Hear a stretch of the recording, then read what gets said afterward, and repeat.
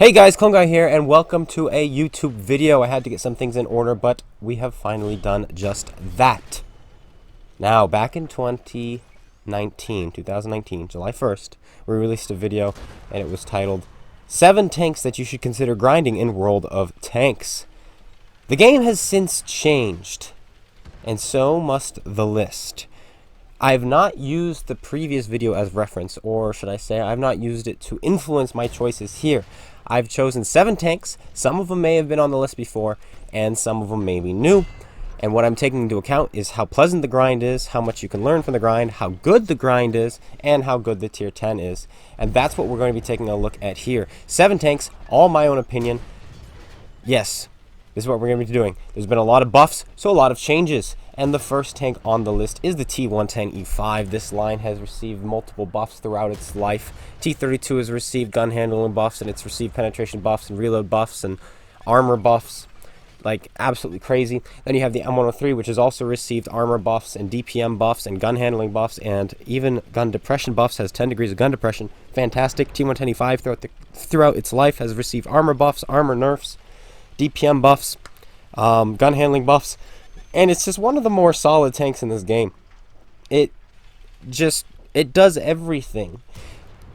People can argue that the Super Conqueror is better. And you know what? In a hold down situation, the Super Conqueror for sure is better. But this tank is more mobile. It's got a more robust upper hull. It's got trollier side armor. And if you know how to use it, you can really just get it to do things you want it to do. Block damage, get steel walls. Super Conqueror has to get hull down, has to hide its lower plate. T110E5 can fight people in the middle of an open field and get away with it.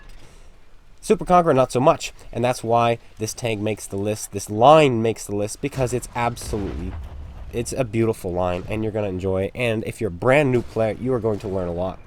Just the T29 at tier 7 is going to teach you so much about going hull down, so much about using armor. So, first on the list is easily the T110E5. Time for a German tank, the Jagdtiger / the Jagdpanzer E100. Just this whole line. I decided to show the 9 because of the buffs it's received on its upper plate, on its superstructure.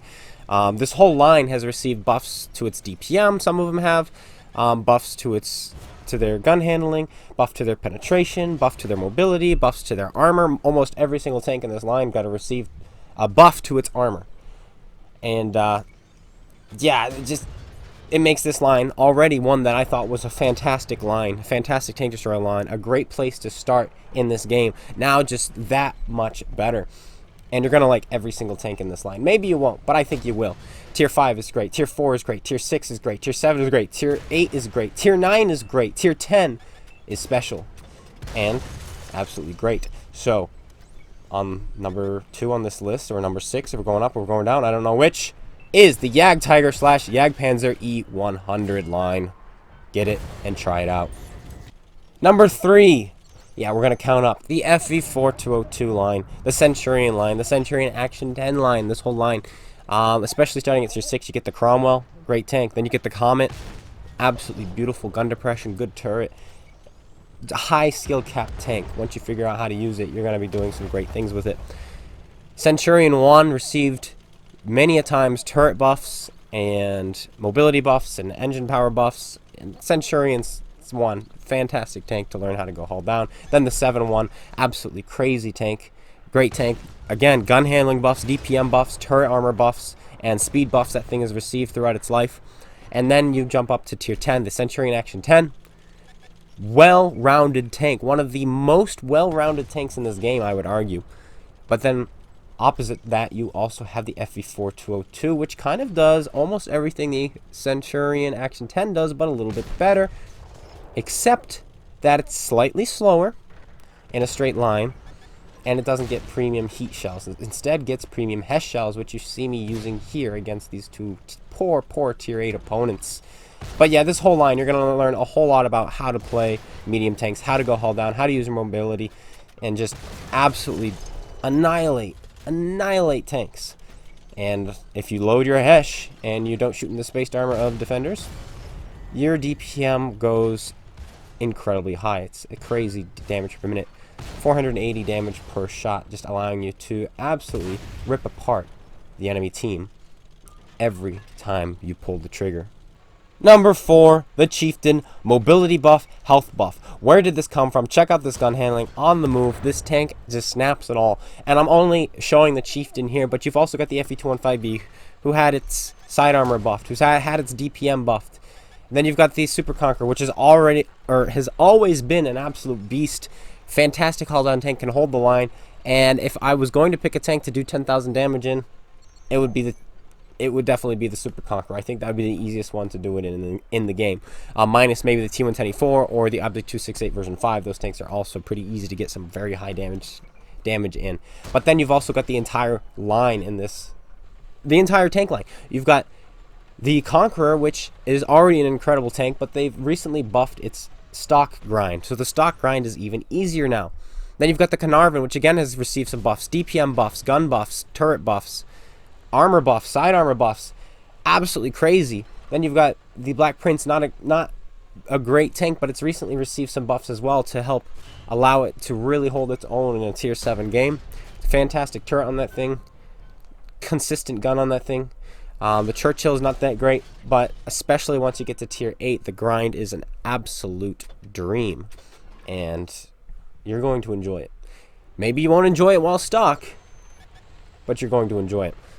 And that is why this tank is on the list. Number 4, the Chieftain, the FV215B, and the Super Conq.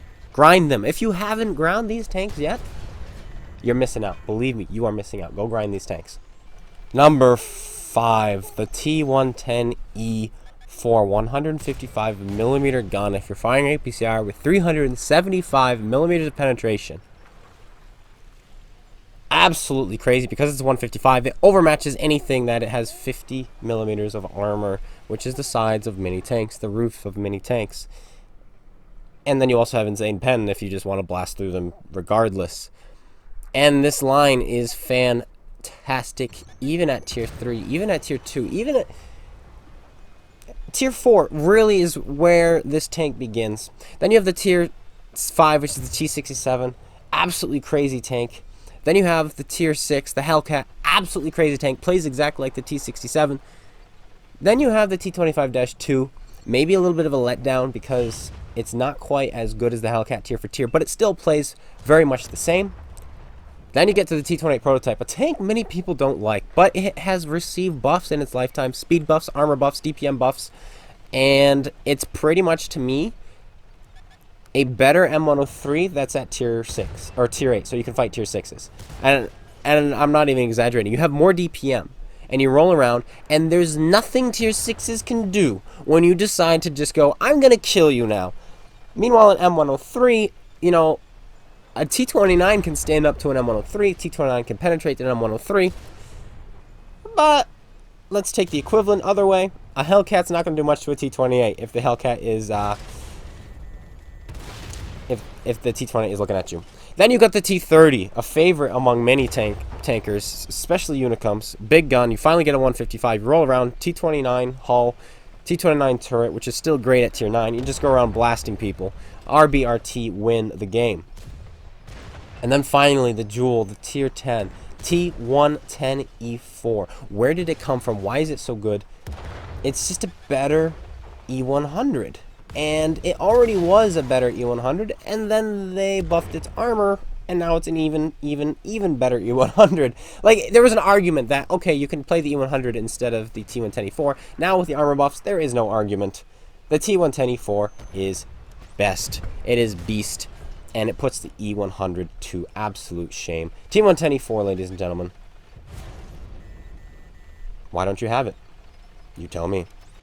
The T-62A and the Object 140. Crazy line. Crazy line. T-62A was already a great tank. The T-62A is one of those tanks where if it gets to your side, you're just dead. It's one of the greatest brawlers in this game. If it gets close to you, you are screwed. It's got an incredible turret. It's got fantastic DPM, fantastic mobility. Maybe not in a straight line, it only goes 50 in a straight line, but it turns quickly, it gets up to speed quickly, and it just maneuvers around you.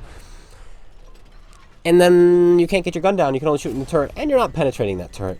Absolutely crazy tank. Scary to fight. 140, same kind of a deal. A little bit faster on the 140.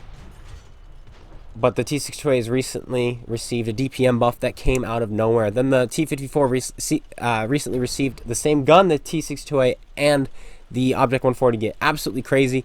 Then there's buffs for the T-44 as well. That line just got buffed. And it was already a line that would probably have made it to this list. In fact, I almost guarantee it would have made this list. But then with the buffs, it just ensured that it would make this list. I would be a fool if I didn't put it here. It's a great beginner line too. You're going to learn a lot playing this tank, playing this line. So go get yourself a 140. Go get yourself a T-62A. Or go get yourself a T-54. Go get yourself a T-44. You know, you can stop there if you want. And, you know, stop messing around. Go get one. Last and certainly not least is the IS-7. It was already, in my opinion, a very good tank. And it has just received buff after buff after buff in the recent years. They buffed its health from 2150 to 2400. They buffed its DPM. They buffed its gun handling. They buffed its mobility. Its engine power is now the same as an E100's 1200. And it allows this tank, which is much lighter than an E100, 60 tons, that's still heavy, to move around more like a very heavy medium tank. And just absolutely dominate the battlefield. Using your armor, using your turret, using now your snappy gun, a Russian 130mm snappy gun. It's unheard of, but it is.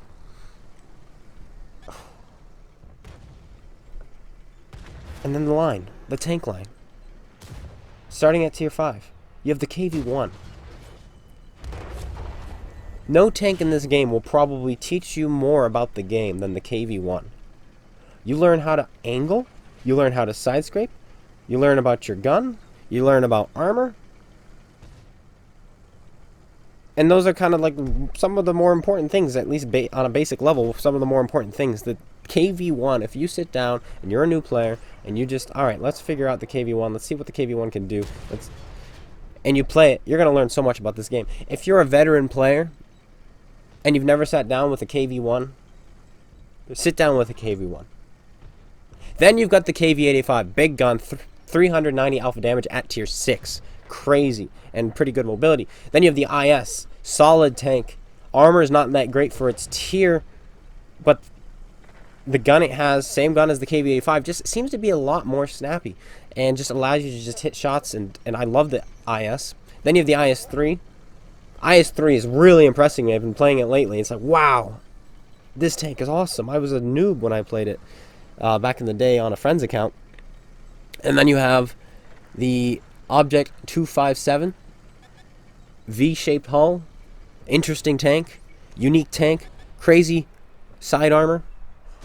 That just also kind of does it all. It's a great lead up to the IS-7, and then you get the crown jewel, the IS-7 itself, which just bullies everyone and everything.